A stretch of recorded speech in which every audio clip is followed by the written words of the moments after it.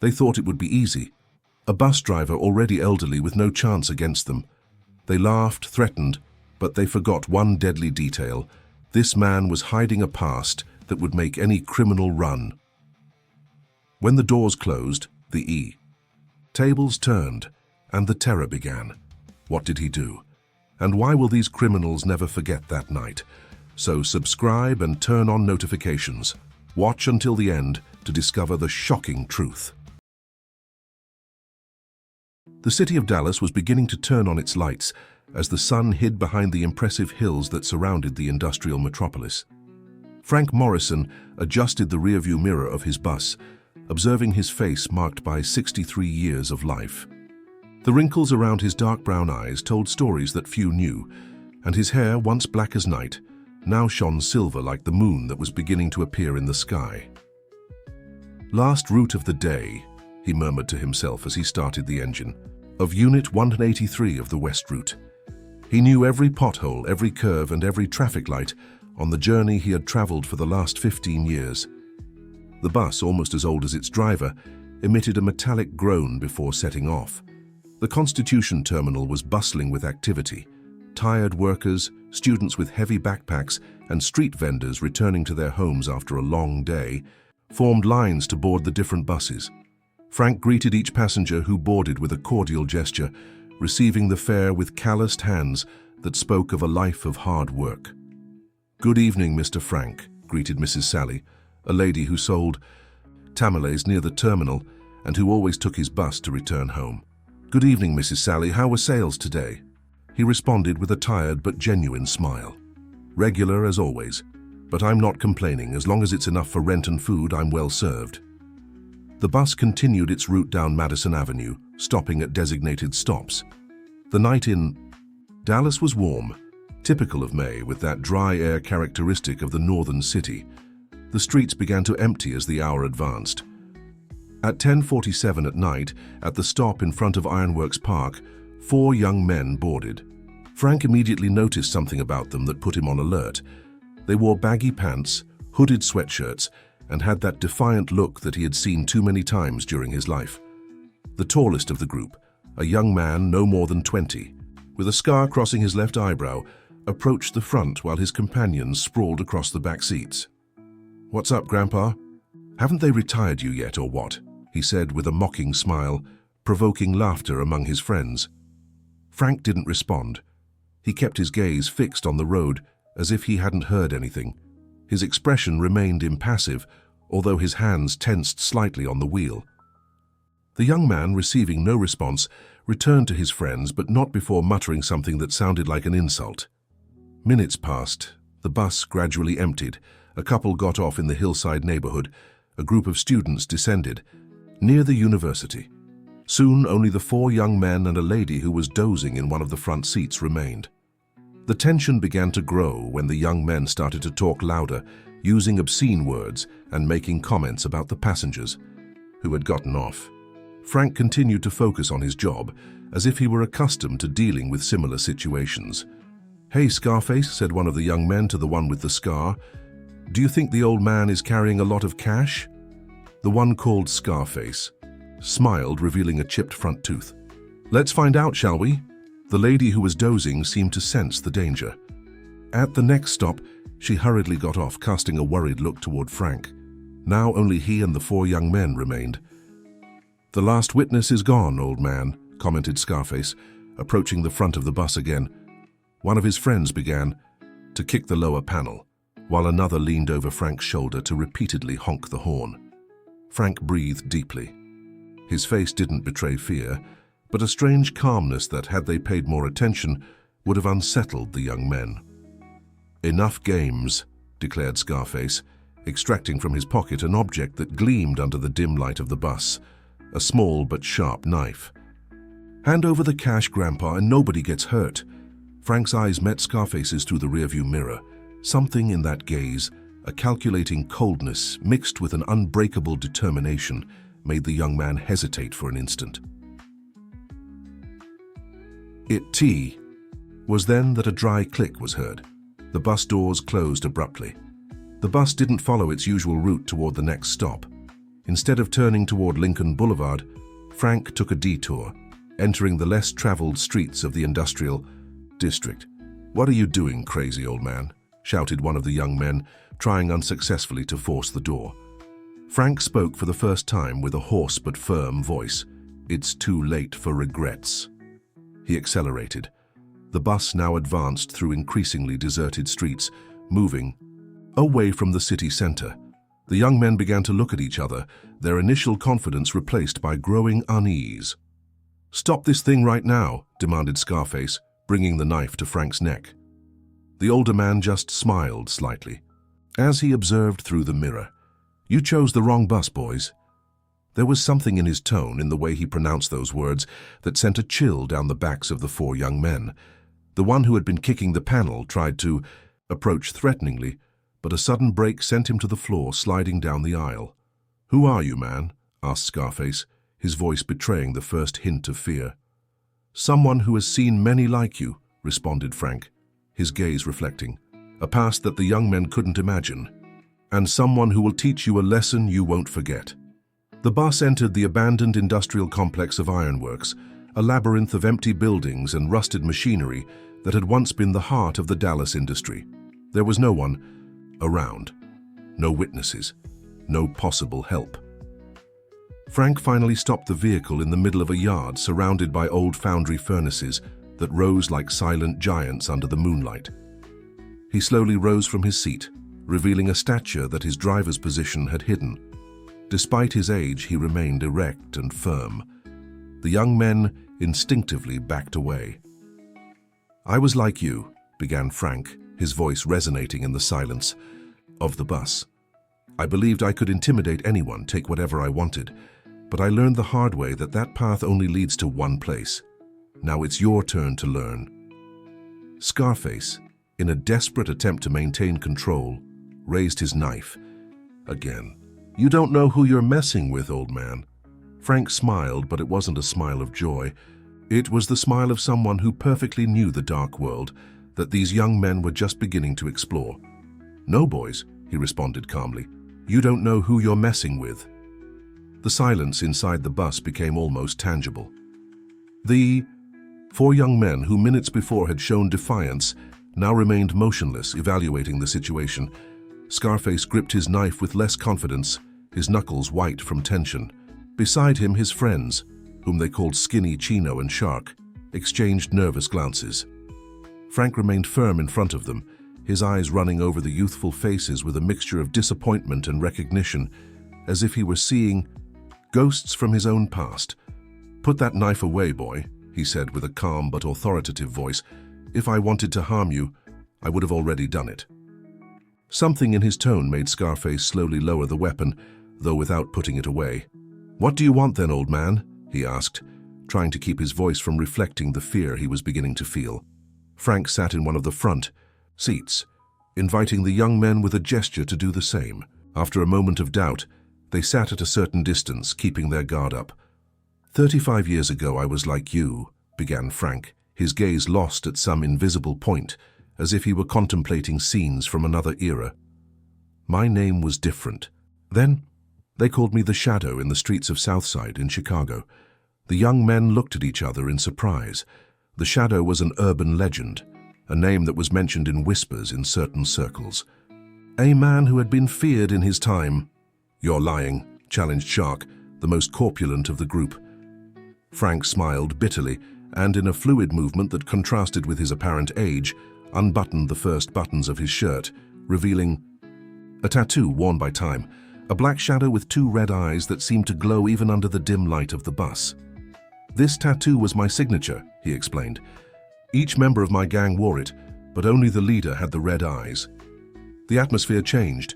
Disbelief gave way to fearful respect. Even Scarface seemed impressed, though he tried to hide it. "If you are who you say you are, what are you doing?" "Driving a bus in Dallas?" asked Skinny, breaking the silence. Frank buttoned his shirt again before responding. "Life gave me a second chance that I didn't deserve." He got up and walked to the bus window, observing the moon that illuminated the abandoned structures of the old foundry. "I was 19 when I started. By 25, I controlled 3 neighborhoods in Southside, he recounted with a measured voice. We were untouchable, or so we believed. His gaze darkened as he continued. One night, we decided to assault an older man. He was driving a taxi. He seemed an easy target. We followed him to a remote area and intercepted him, but when I put my knife to his throat, he showed no fear. Frank paused as if he were reliving that moment. He looked at me exactly the way I looked at you today, and then I knew we had made a mistake. The young men now listened with genuine interest, momentarily forgetting their situation. He turned out to be Bill Taylor, an ex-military who had served in special operations. He taught us a lesson that night. He didn't physically hurt us, but he showed us what true fear was. He talked to us about the consequences of our actions, about the paths that closed with each crime we committed. Frank returned and sat in front of the young men. My friends laughed when it was all over. They said the old man was crazy, but his words stayed with me. 2 months later, during a robbery, one of my friends was gunned down by the police. Another ended up in Stateville Penitentiary. The third disappeared, probably eliminated by a rival gang. The silence in the bus was absolute. The 4 young men listened, hypnotized by the story. I understood then that Bill was right. I was on a one-way path, but I wanted to try. I left. Chicago changed my name and came to Dallas to start again. Scarface, who had finally put away his knife, asked with genuine curiosity, "And they never caught you? You never paid for what you did?" Frank smiled sadly. "I pay every day, boy. I live with the memories, with the nightmares. I've tried to compensate somehow, helping those I can. And when I see young people like you taking the same path I took, I feel the responsibility to intervene." He got up and walked to the driver's door, but didn't open it. "I'll tell you something else. Something nobody knows," he said, turning toward them. After 5 years working honestly in Dallas, I received a visit. It was Bill. Frank's eyes reflected surprise even after so many years. He had tracked me down. I thought he was coming to turn me into the authorities or to take revenge for that attempted robbery. But he invited me for coffee. He told me he had been following my progress from afar, that he knew I had changed. Frank paused as if he still found it hard to believe what he was going to say. He offered me a job in his transport company. He said he needed someone who knew the streets, who could identify danger before it occurred. I accepted, of course. I worked for him for 15 years until he retired. When he did, he gave me this bus and the route concession. He took from his pocket an old photograph where he was seen together with an older man in front of a newer bus than the one he now drove. Bill taught me that we all deserve a second chance, but that we must earn it. Chino, who had remained silent until then, asked, "And now you want to give us a second chance?" Frank shook his head. "I can't give it to you. Only you can take it. I can only show you that it exists." He then addressed Scarface specifically. "You are the leader. The others follow you. You have the responsibility not only for your actions but also for theirs." Scarface lowered his gaze, unable to hold the penetrating eyes of the old driver. "Do you have family?" asked Frank. "My grandmother and my little sister," responded Scarface after a moment of doubt. "Do they know what you do?" Scarface shook his head. "My grandmother thinks I work in an auto shop. My sister is 12. She goes to school. I want her to finish her studies." Frank nodded. "You want to protect her. You want to give her a better future. But the path you've chosen will only bring pain to your family." He turned to the other 3 young men. "And you?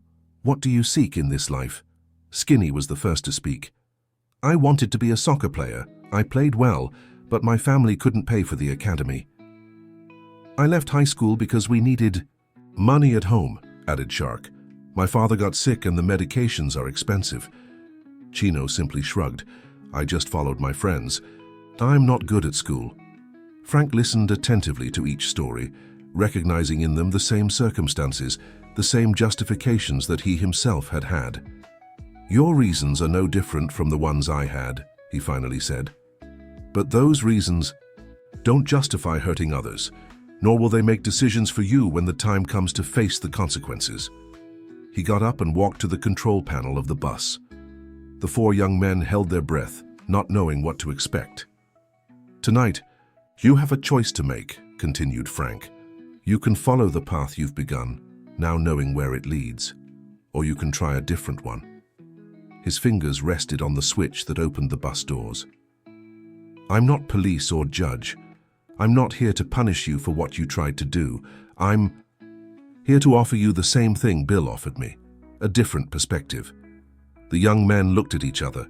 The initial bravado completely vanished. "If you decide to change, it won't be easy," warned Frank. "You'll have to work hard, face your own demons, perhaps even repair the damage you've already caused, but I can assure you it's worth it." With a click, the bus doors opened wide. The fresh night air entered through the open doors of the bus, bringing with it the smell of rusted metal and old concrete from the ancient foundry. The four young men remained, motionless, looking toward the exit as if it were a trap. "You can leave," said Frank with a serene voice, "or you can stay and listen to what I have to offer you." Scarface was the first to react. He slowly got up, definitively putting his knife in his pocket. He looked at his friends and then at Frank. "What exactly are you offering us?" he asked cautiously. Frank sat down again, showing that the conversation could continue. "Honest work to start," he responded. "Bill's company is still operating, although he's no longer in charge. His daughter, Lucy Taylor, runs it now. They need mechanics, helpers, even apprentice drivers." Skinny let out a nervous laugh. "You think they'd hire us just like that? With no experience, no references, after what we tried to do to you?" Frank smiled slightly. "My word carries weight in that company. If I say you deserve a chance, you'll have it, but it will depend completely on you to keep it." The four young men looked at each other, a mixture of hope and skepticism on their faces. Chino was the first to sit back down. "I want to hear more," he said simply. Shark followed him, dropping heavily into the seat. "If there's a way to get money for my dad's medications without getting into trouble, I'm willing to try it." Skinny remained standing, hesitating, but finally returned to his seat. Only Scarface remained by the open door, his silhouette cut against the moonlight. "Why would you help us?" he asked, his voice mixing distrust and confusion. "We tried to rob you. We threatened you." Frank looked him directly in the eyes. "Because someone helped me when I didn't deserve it, and because I see in you what I was. Young people lost, looking for answers in the wrong places." Scarface remained a moment longer by the door, as if he were about to jump and disappear into the night. Finally, he exhaled deeply and returned to sit with his friends. "We're listening, old man," he said, not without some resistance in his tone. Frank closed the bus doors and addressed them again. "Work is not the only thing you need. Education too. The company has a program for its employees to finish their studies." He took from his back pocket a worn wallet and from it extracted a card that he extended towards Scarface. "Lucy Taylor. Present yourselves tomorrow at 9 at this address. Tell her you come from Frank Morrison. She'll know what to do." Scarface took the card with some reluctance, examining it under the interior light of the bus.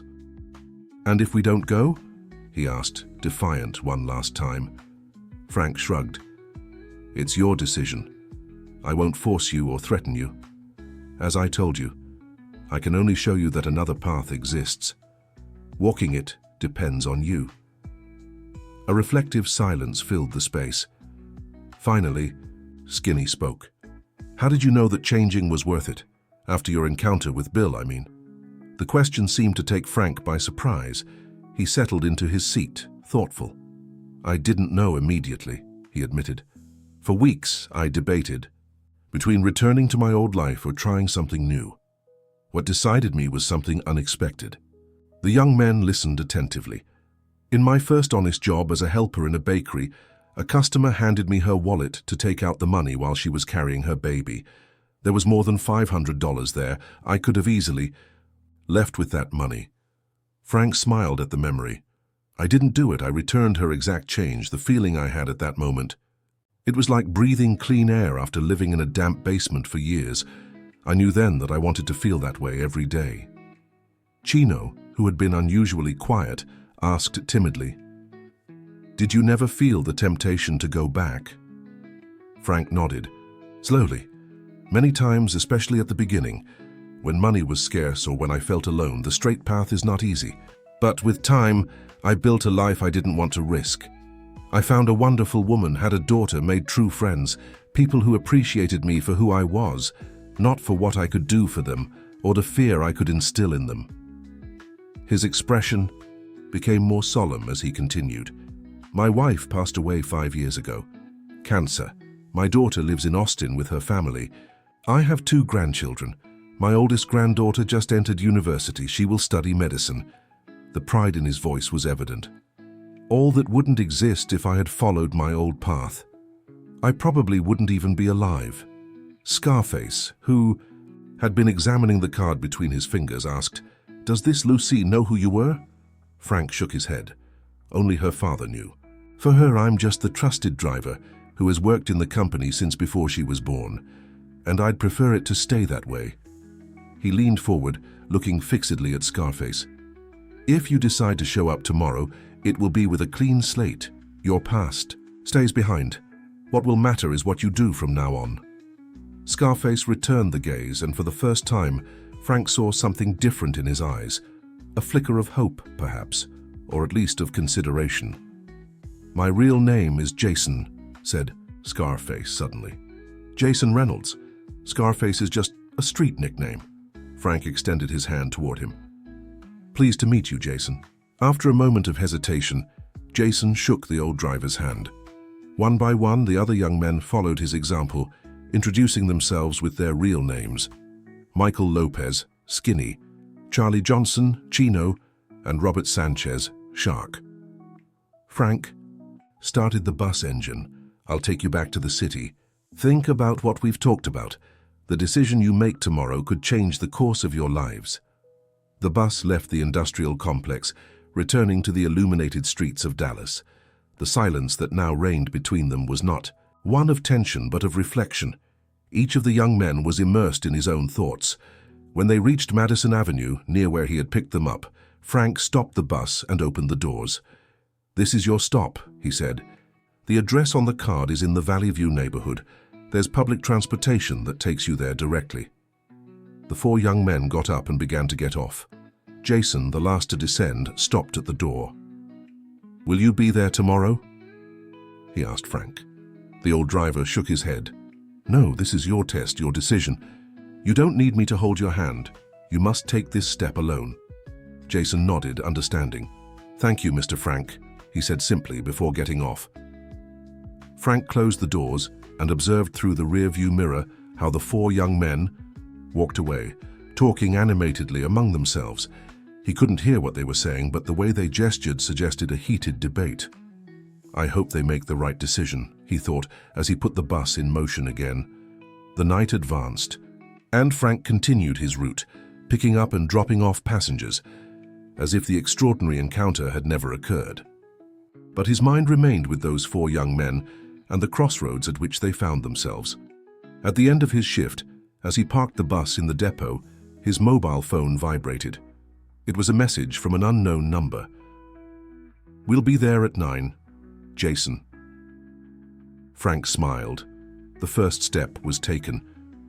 The hardest part was just beginning for them, but at least they had chosen to try. That night, as he returned to his modest apartment in the Independence neighborhood, Frank felt lighter. He had shared his story, his true past, with someone else. And perhaps, just perhaps, he had managed to change the course of 4 lives that were heading toward the abyss.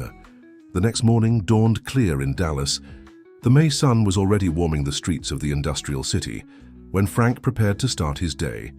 As he had breakfast of black coffee and a sweet roll, he couldn't help but wonder if Jason and his friends would keep their word.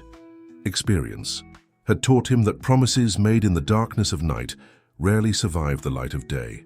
At 8:30, Frank did something unusual in his routine. He called the central office to inform them that he would be late for his shift. He needed to make sure that the boys had the opportunity he had promised them. The offices of Taylor Transport were located in a modern 3-story building in the exclusive Valley View neighborhood. Frank parked his old Honda motorcycle in the parking lot and headed to the reception. The secretary, a middle-aged woman named Veronica, greeted him with familiarity. "Mr. Frank, what a surprise to see you here and not on your route."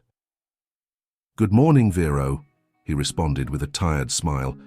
"I need to talk to Ms. Lucy, it's important." Veronica nodded and picked up the phone. After a brief exchange, she indicated to Frank that he could go up. Lucy Taylor, an elegant woman in her 40s, received him in her spacious office decorated with photographs of the company's history. In one of them, a young Frank appeared, next to Bill in front of the first bus in the fleet. "Frank, what a pleasure to see you," greeted Lucy, indicating that he should take a seat. "Veronica says it's important. Is everything okay with your unit?" Frank sat down as nervous as he'd rarely been in his life. "The unit is fine, Ms. Taylor. It's another matter that brings me here." With carefully chosen words, Frank told Lucy about the 4 young men, omitting the more compromising details of the encounter. He spoke of vulnerable boys who needed an opportunity and how he had seen potential in them. "Your father taught me to recognize when someone deserves a second chance," he concluded, looking at the photograph of Bill that presided over the office. "These boys deserve it, you have my word." Lucy observed him thoughtfully. Her father's name always weighed in her decisions. "You know I trust your judgment, Frank," she finally said. "If you believe these young men are worth it, I'll interview them. But I can't promise anything. The company is not a charity." "I understand, Ms. Taylor, and I assure you they understand it too. They're only asking for an opportunity to prove what they're worth." Lucy consulted her watch. "I have a meeting in 15 minutes. If your recommendations show up, I'll attend to them briefly. After that, it will depend on them." Frank nodded, grateful. It was all he could ask for. He went down to the reception. Anne sat in the waiting room, anxiously observing the main door. The hands of the clock advanced inexorably toward 9. 8:50, 8:55, 9 o'clock. No one appeared. Disappointment began to settle in his chest. Perhaps he had been naive to believe that a single conversation could change years of deviation. He was about to get up when the door opened. Jason entered first, unrecognizable compared to the night before. He had cut his hair, shaved, and wore a clean white shirt and dark pants. Behind him came Michael, Charlie, and Robert, equally transformed. The 4 looked nervous but determined. Upon seeing Frank, Jason approached with uncertain steps. "We thought you wouldn't come," he said, shaking the old driver's hand. "I had to make sure you kept your word," responded Frank, unable to hide his smile of relief. He took them to the reception and asked Veronica to announce their arrival. Minutes later, they were all seated in Lucy Taylor's office. The interview was brief but intense. Lucy asked them direct questions about their education, experience, and expectations. The young men responded with honesty, without hiding their limitations but emphasizing their willingness to learn and work hard. "We don't have much formal work experience," admitted Jason, "but we know about mechanics. We've repaired cars and motorcycles on our own, and we're willing to learn whatever is necessary." Lucy observed them carefully, evaluating them. "Why should I hire you? There are dozens of young people with more qualifications and without questionable backgrounds who are looking for work." The question took them by surprise. Michael was the first to respond. "Because we'll value this opportunity more than anyone," he said with conviction, "because we know what it's like not to have it and what it means for someone to trust us." The others nodded. Robert added, "My father is sick. He needs expensive medications. I've been looking for ways to get money." He stopped, choosing his words. "Not always in the right way, but I want to do it right, for him and for me." Charlie, usually the quietest, intervened. "I dropped out of school because I didn't see a future in it, but I want to go back to studying. I want to be someone my family can be proud of." Jason, who had remained silent, finally spoke. "Ms. Taylor, I'm not going to lie to you. We've made mistakes, but last night Mr. Frank showed us that another path exists. Maybe we don't deserve it, but if you give us this opportunity, I promise we won't let you down." Lucy looked at Frank, who nodded almost imperceptibly. After what seemed like an eternity, she stood up and extended her hand toward Jason. "The trial period is 3 months," she said firmly. "The schedule is strict, the work is hard, and the expectations are high. One single error, one single absence, and you're out. Understood?" The 4 young men nodded, unable to hide their surprise and joy. Lucy continued, "Michael and Charlie, you'll start in the mechanical workshop. Robert, in the cleaning and maintenance area. Jason, you'll be a driver's assistant. And all of you will participate in the educational program to complete your studies." She took 4 forms from a drawer and placed them on the table. "Fill out these documents and present yourselves tomorrow at 7 o'clock sharp. Veronica will tell you where, and remember, you owe this opportunity to Frank. Don't disappoint him." After completing the paperwork and receiving detailed instructions, the 4 young men left the office, still stunned by the turn their lives had taken in. Less than 24 hours, Frank accompanied them to the exit. "Thank you, Mr. Frank," said Jason, speaking for all of them. "I don't understand why you trust us after what we tried to do to you, but we won't let you down." The old driver smiled. "I don't trust who you were last night. I trust who you can become." He gave each of them a handshake and said goodbye. He had a bus to drive and a route to complete. As he watched them walk away, animatedly talking about their new jobs, he felt a deep satisfaction. For the first time in many years, he had truly honored Bill's legacy. Time passed quickly. The first days were difficult. For the 4 young men, getting used to strict schedules, clear responsibilities, and high expectations. But to the surprise of many in the company, they adapted with admirable determination. Michael demonstrated a natural talent for mechanics. His hands, which had previously held improvised weapons, now disassembled and repaired engines with precision. Charlie, although slower to learn, compensated with a meticulousness that soon made him valuable in the preventive maintenance workshop. Robert, initially assigned to cleaning tasks, soon ascended to administrative assistant when they discovered his facility with numbers and computer systems. Jason, however, was the one who surprised everyone the most. As a driver's assistant, he absorbed every detail of the trade. He knew the routes, the schedules, the handling of difficult situations with passengers. In his free time, he studied to obtain his professional license. And every Friday, religiously, he visited Frank to tell him about his progress and ask for advice.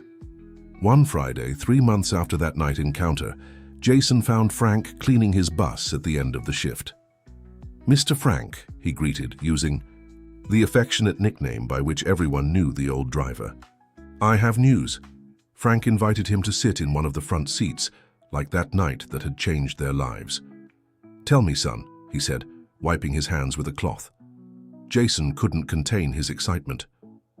"Ms. Lucy called me to her office today. She told me I've passed the trial period. They offered me a permanent position as a driver in training. And there's more. The company will pay for me to complete my high school in the open system."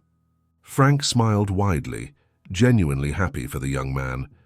"You deserve it, Jason. You've worked hard." "I wouldn't have had this opportunity without you," responded Jason with sincerity. "The others also passed the trial period. Even Robert was promoted. He says he can now pay for his father's medications without problems." There was a brief silence, comfortable and reflective. "You know," continued Jason, "sometimes I think about what would have happened if we had chosen another bus that night, or if you had reacted differently." Frank nodded, thoughtful. "Life is full of those crossroads, Jason.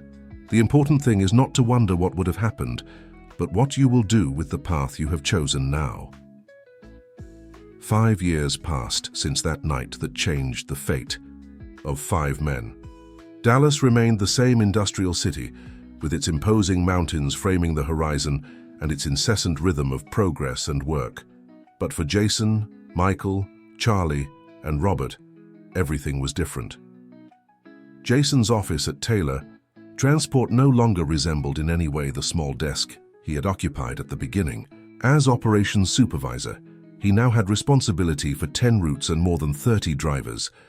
The photographs on his wall showed important moments: his high school graduation, the day he received his first professional license, and an especially significant one where he appeared next to Frank in front of a new bus. That October morning, Jason was reviewing the reports from the last quarter when his phone rang.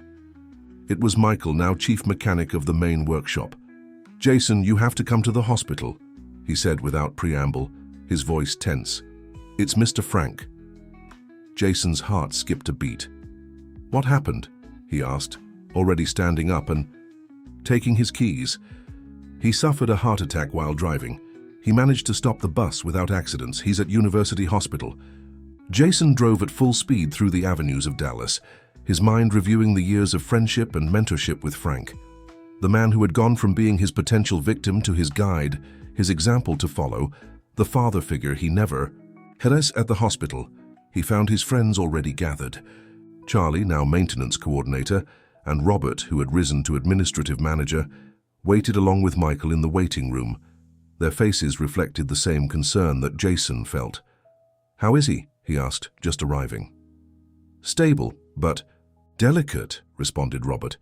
"The doctors say it was an acute heart attack. He's in intensive care." At that moment, Lucy Taylor came out of the restricted area. In these years, the relationship between her and the four young men had evolved from initial distrust to mutual respect. "I just spoke with the doctors," she informed them. "He's conscious and wants to see you. He says he has something important to tell you." The four friends exchanged looks of concern. Could they be farewell words?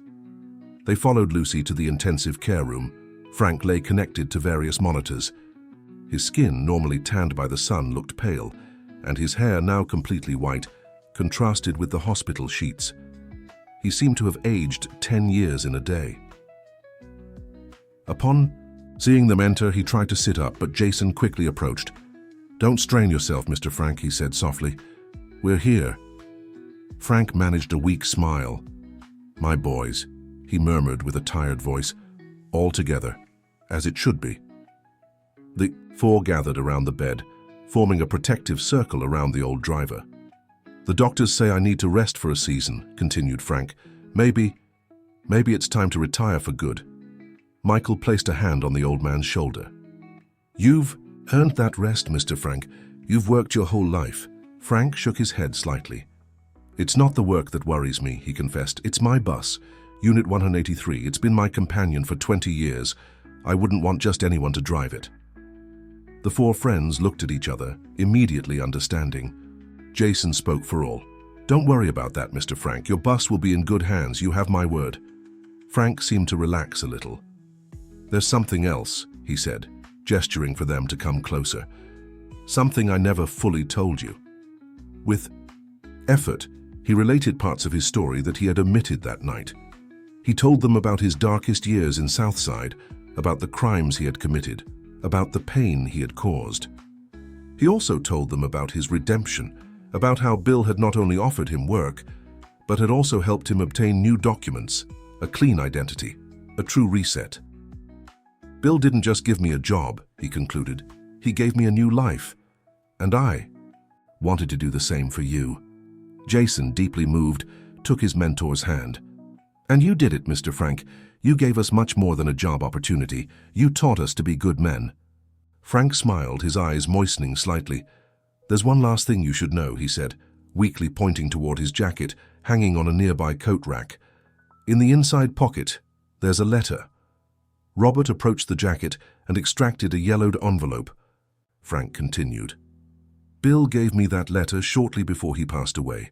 He told me to open it only when I found someone worthy of continuing his legacy. I think that time has come." Robert handed the envelope to Frank, who in turn extended it toward Jason. "Open it, son. I think it belongs to you." With trembling hands, Jason opened the envelope and extracted a handwritten letter and a small set of old keys. "Read it aloud," Frank requested. Jason began to read.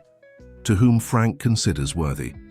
If you are reading this, it means that Frank has found in you the same qualities that I saw in him many years ago, the capacity to change, to redeem yourself, to convert the mistakes of the past into lessons for the future.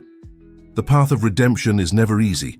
It requires courage to face our demons, humility to accept our faults, and determination to build something better from the ruins. The keys that accompany this letter open a small property on the outskirts of Dallas, a quiet place where I found peace in my last years. I wanted to leave it to Frank, but he insisted that it should go to someone who really needed it, someone who could turn it into a refuge for others seeking a new beginning. I don't know who you are or what your story is, but if Frank has chosen you, I trust his judgment. Use this gift to extend the chain of second chances that began with me and continued with Frank. Life taught me that even in our darkest moments, there exists the possibility of light. Sometimes we just need someone to believe in us when we don't even believe in ourselves. With hope, Bill Taylor. When he finished reading, the room fell silent, interrupted only by the regular beeping of the cardiac monitors. Jason's eyes were wet, as were those of his friends. Frank spoke again, his voice barely audible. I've thought a lot about this, Jason. That property, it could be something more than a house. It could be a place for young people like you were. A training center, perhaps. A starting point for those looking to change their lives. Jason looked at the keys in his hand and then at his friends. They didn't need words to communicate. Years of friendship forged in difficulties had taught them to understand each other with just a look. We'll do it, Mr. Frank, promised Jason. We'll continue what Bill began and you kept alive. We'll give that place a purpose. Frank smiled, visibly relieved. I always knew there was something special about you guys from that night on the bus, he said, even when you were threatening me with a knife. The five laughed softly, the tension momentarily dissipating. A month later, Frank left the hospital. Against the doctor's advice, he insisted on making one last run in his bus before officially retiring. Jason drove Unit 183, with Frank at his side in the passenger seat, covering the complete route from the Constitution Terminal to the Independence neighborhood. Upon finishing the route, Frank caressed the dashboard of the old bus affectionately. Take good care of her, Jason, he said, symbolically handing over the keys of the unit. She has many stories to tell. The following months were ones of intense activity. While Frank adapted to his life as a retiree, the four friends worked tirelessly on their new project. The property on the outskirts of Dallas turned out to be an old ranch of modest size, but with extensive grounds. It was deteriorated by neglect, but its structure remained solid, just like the lives they were trying to rebuild. With the support of Lucy Taylor, who saw the potential of the project, they transformed the ranch into a training center for vulnerable young people. A new dawn house, they called it, in honor of the second chance they had all received. The day of the official inauguration arrived with the beginning of spring. The garden of the ranch, now restored, filled with guests, employees of Taylor Transport, city officials, and the first 10 young people selected for the training program. Frank, visibly moved, cut the ribbon along with Jason and his friends. When they offered him the microphone to speak, the old driver shook his head. "This is not my story," he said with humility. "It's yours now." Jason stepped forward and spoke with a clear and confident voice. 5 years ago, 4 lost young men boarded a bus with bad intentions. That night could have ended in many ways, most of them tragic. But thanks to a man who saw beyond our mistakes, today we are here, trying to do for others what he did for us. He looked at the young people who would be the first beneficiaries of the program. "We don't promise it will be easy. The path of redemption never is. But we promise you won't be alone on that path, just as we weren't." Applause filled the garden. Frank, discreetly located in the second row, smiled with pride, his eyes moistened by emotion. That night, when the celebration ended and only the 4 friends remained with Frank, they shared a moment of reflection under the stars. "You know what's most extraordinary about all this?" said Frank, looking at the illuminated building of the ranch. "That it all began with an attempted robbery." Michael laughed softly. "Life has strange ways of working, doesn't it?" "They're not coincidences," responded Frank. "They're opportunities, disguised as challenges. The question is whether we have the courage to see them as such." Charlie, always the most reflective, added, "I wonder how many opportunities we miss out of fear or pride. Or for not having someone who believes in us," completed Robert. Jason looked at his friends and then at Frank, the man who had transformed not only his life, but his soul. "That's why what we do now is so important," he said. because everyone deserves someone who believes in them, even when they themselves have stopped doing so. Frank nodded, satisfied. The circle was complete. What Bill had done for him, he had done for these young men, and now they would do it for others. Her chain of redemption that hopefully would never be broken. As the stars shone over the New Dawn Ranch, 5 men united by a fortuitous encounter on a night bus contemplated the future with hope. And somewhere, perhaps, the spirit of Bill. Taylor smiled, knowing that his legacy would endure far beyond what he could have ever imagined. Dear listeners, we hope that the story of Frank and these 4 young men has touched your hearts. How many times does life offer us second chances that we don't know how to recognize? How many times could we be the ones offering that opportunity to someone else? To continue enjoying stories that explore redemption, change, and second chances, we have prepared a special selection that you can find by clicking to your left. If this story has moved you, don't forget to subscribe to our channel and leave your like on the video. And remember, sometimes the bus we take by chance can take us to the destination we really need. We await you in the comments to learn about your own stories of second chances. Until next time.